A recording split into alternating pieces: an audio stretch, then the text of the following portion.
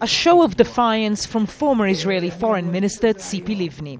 An arrest warrant was issued to coincide with a planned visit by the former minister to London, a visit that she appears to have cancelled.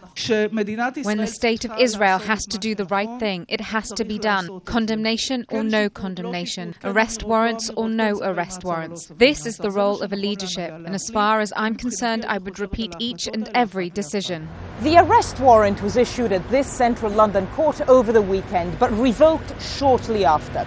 The warrant was issued under the principle of universal jurisdiction, which means that any court around the world can try war crime suspects, regardless of where the alleged war crime took place or where the suspects actually come from.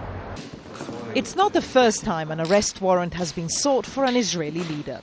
Earlier this year, pro-Palestinian groups tried to get a warrant for Ehud Barak on allegations of war crimes. The Israeli defense minister ordered the country's offensive on Gaza. In court, the British government successfully argued that Barak was on a diplomatic visit and therefore had immunity. The Israeli Prime Minister Benjamin Netanyahu called the arrest warrant an absurdity, a view echoed by the Israeli ambassador to the UK, Ron Prozor, who said in a statement, "The current situation is absurd and unacceptable in equal measure. Israelis cannot continually be held hostage by fringe groups of anti-Israel extremists, preventing politicians, businessmen and officers from visiting the United Kingdom." The court's legal decision to issue a warrant is one with political implications which are proving embarrassing for the British government. The Foreign Office said it was looking at the implications of this case.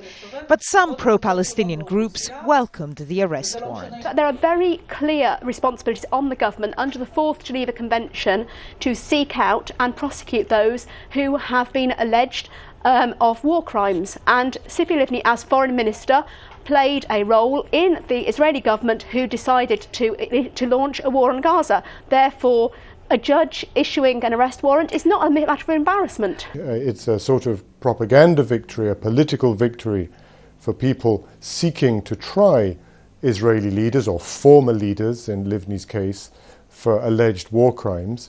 But it hasn't achieved that, and all it's achieved is highlighting the embarrassment of the different agendas at the political level and at the judicial level. Tzipi Livni is leader of the opposition and no longer a minister within the Israeli government, meaning it could be harder for her to claim diplomatic immunity. The fact that the application for her arrest warrant was successful opens up the very real prospect of a travel ban for Israeli politicians visiting the UK. Barbara Serra, Al Jazeera, London.